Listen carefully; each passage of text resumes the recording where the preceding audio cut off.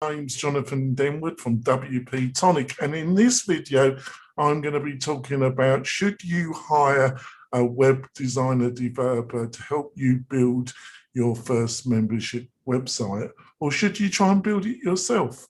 Got loads of advice. I'll be back in a minute.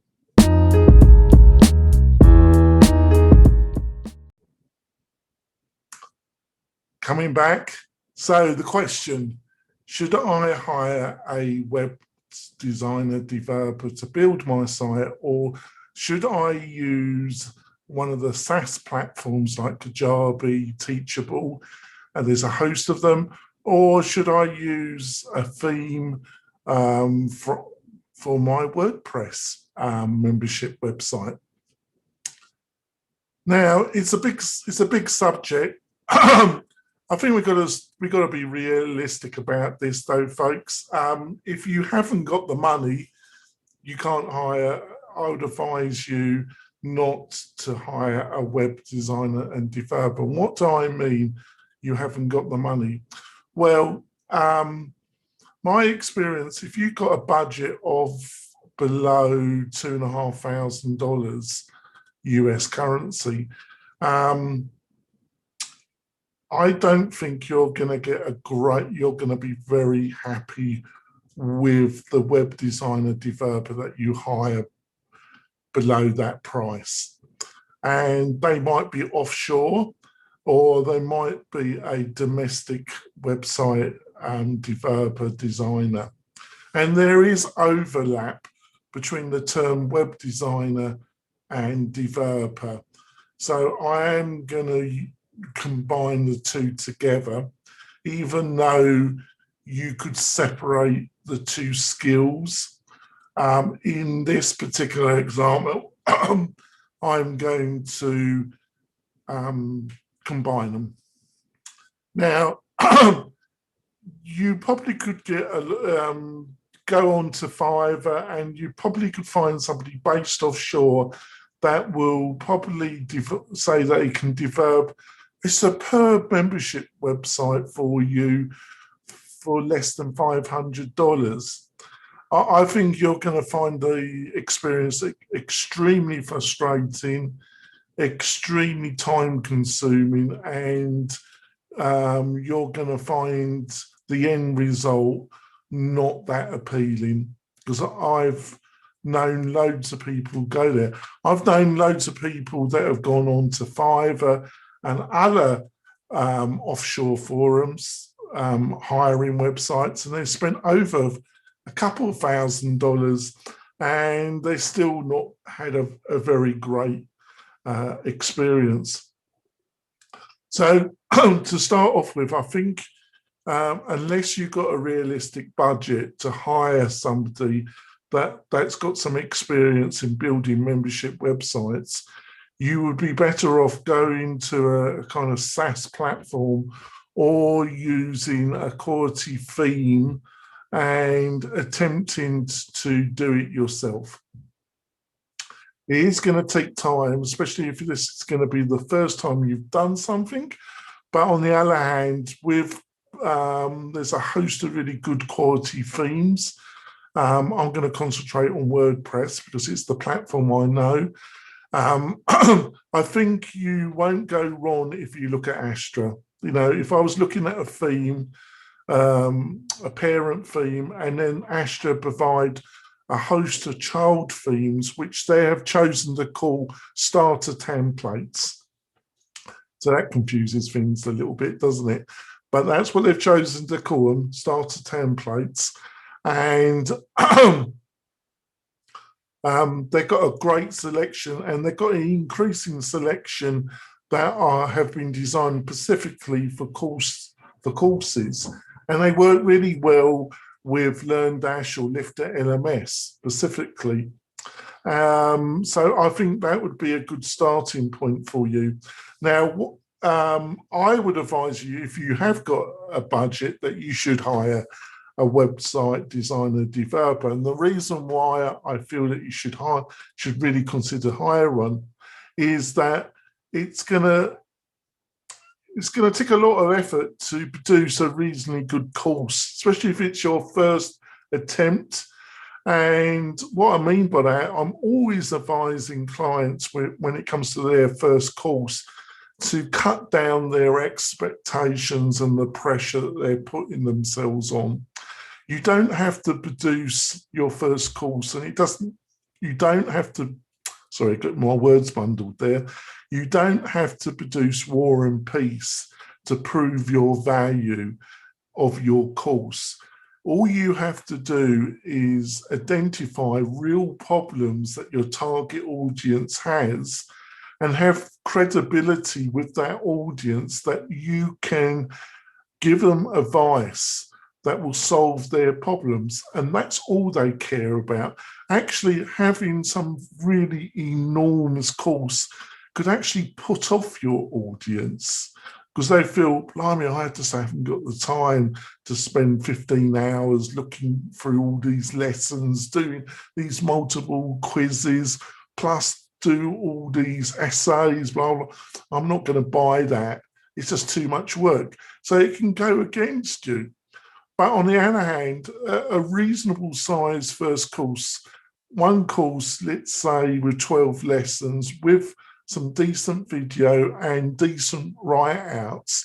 What I mean is you get a lot of people that just produce video, but a lot of your audience, some of your audience really love video and they learn really well through video.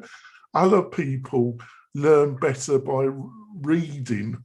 There's different segments of your audience that learn best in different ways.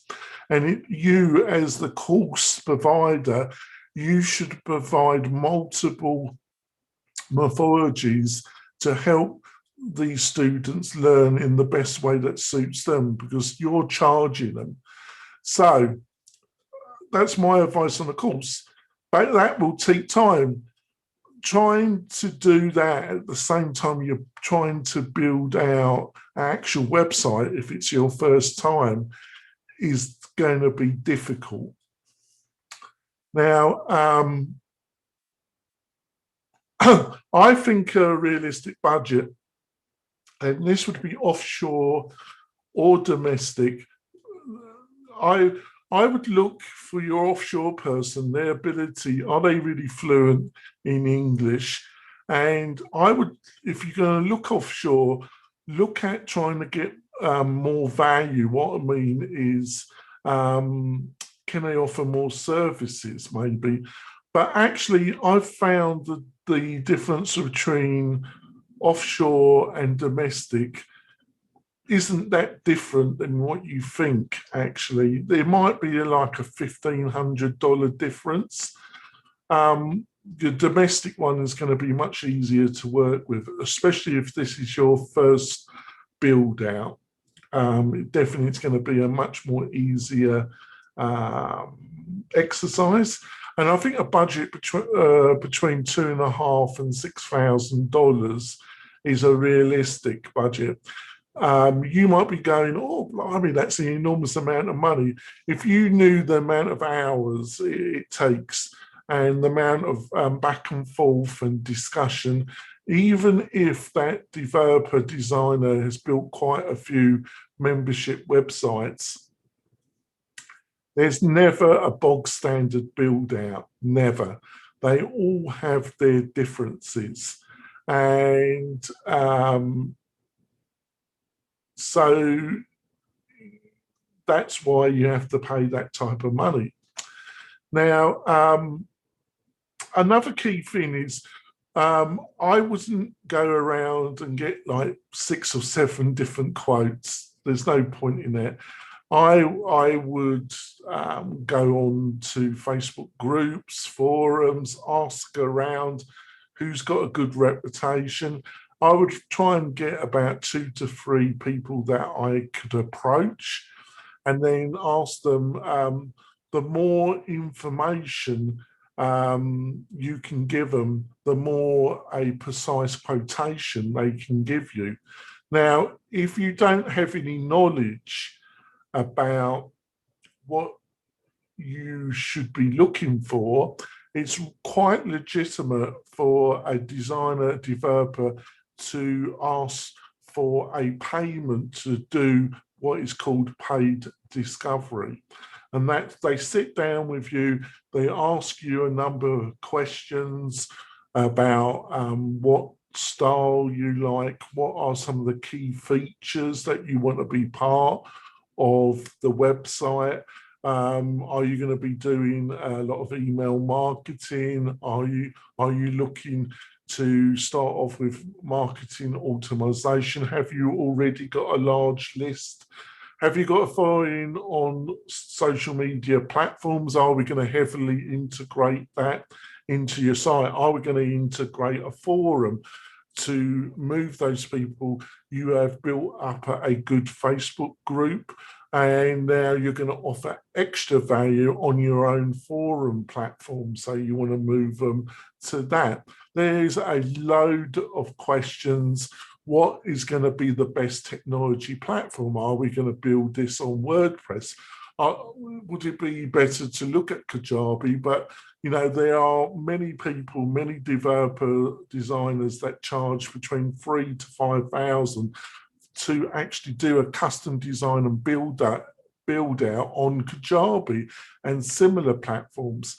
That also applies to WordPress as well. What will they help you with ongoing maintenance? What about there's a host of questions, so it's quite legitimate for a serious designer developer to ask for paid discovery. If they don't, what you're probably going to get is a quick half-hour, 45-minute discussion.